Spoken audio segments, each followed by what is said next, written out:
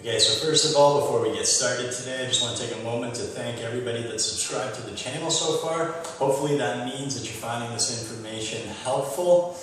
If you haven't subscribed yet and you're finding this stuff useful, hit that button.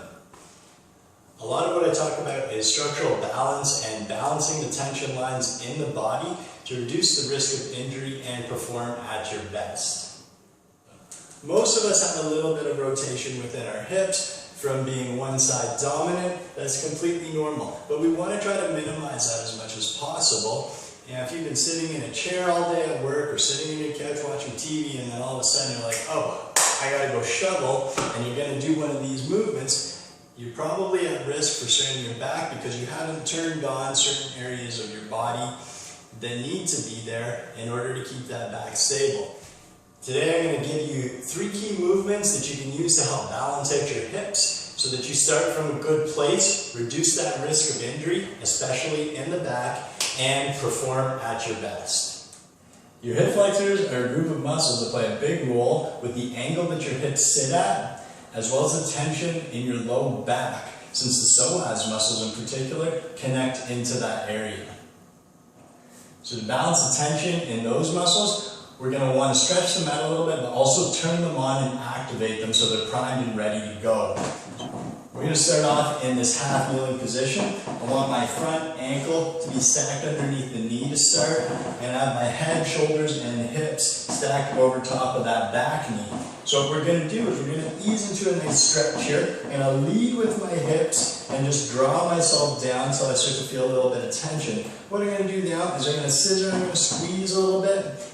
Maybe about 10%, just giving a little bit of tension to that muscle, relaxing, sinking a little bit deeper. We're using PNF technique here. Once I sink a little deeper and I get to the next little barrier, again, about 10% of a squeeze, and then I'm going to release after about 3 to 5 seconds and sink a little deeper. So we're going to get a little bit more range out of those hip flexors to start with. Then what we're going to do is we're going to start to activate them. So we're going to use this exact same position, and here's what we're going to do. I'm going to actually use this front leg to pull myself down. So I'm activating hamstrings on this side, and I'm pulling this hip forward.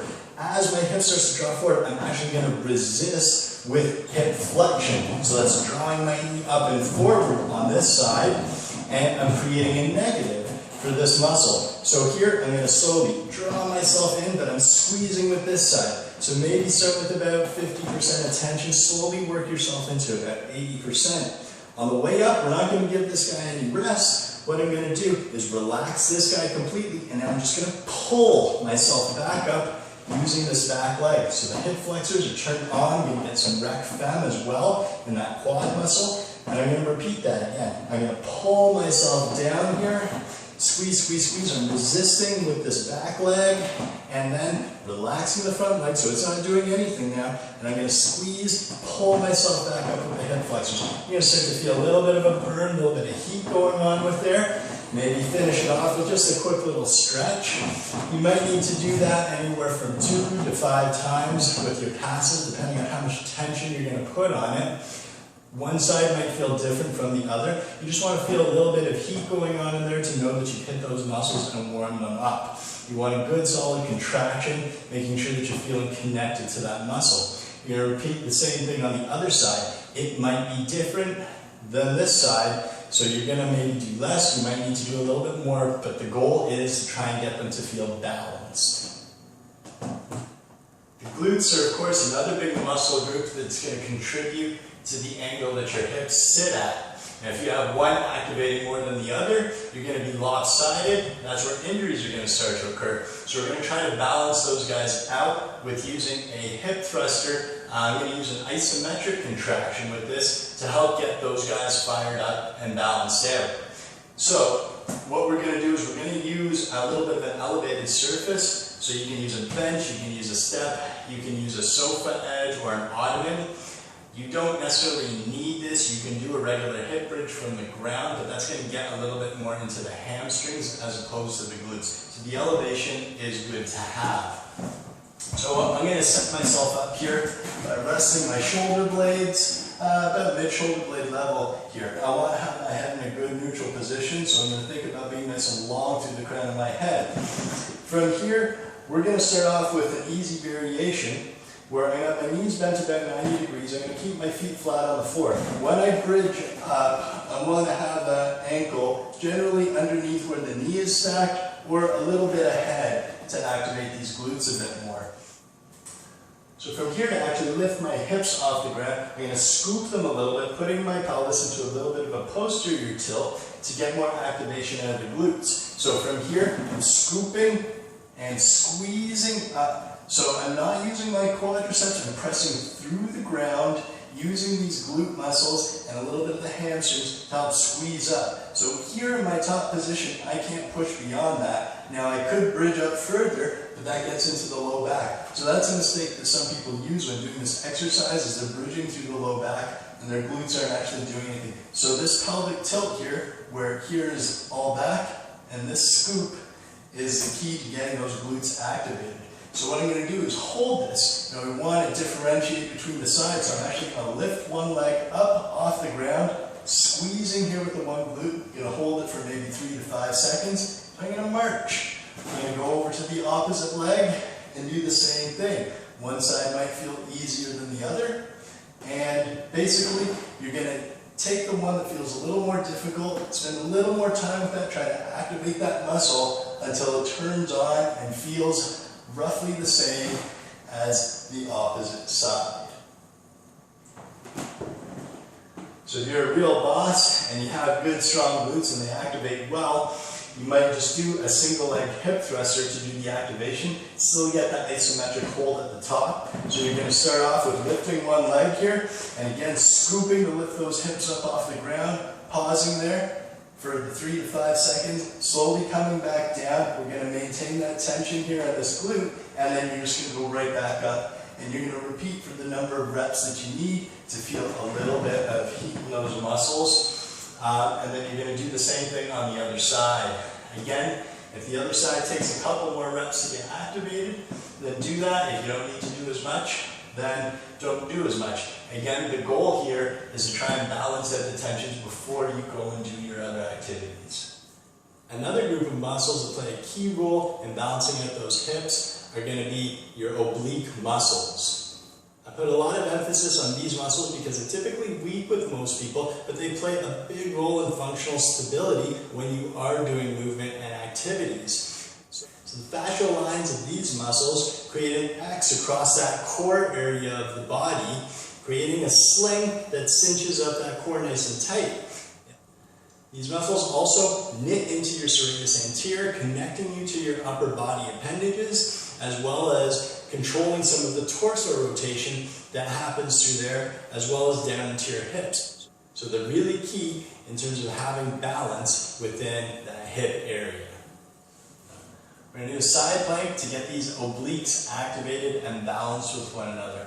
I'm fairly particular in the way that these are performed. I feel if you're doing them correctly, it's an extremely difficult exercise no matter what level that you're at. I have a more thorough description on how to perform these side planks in another video that's posted. The link is going to be in the description below.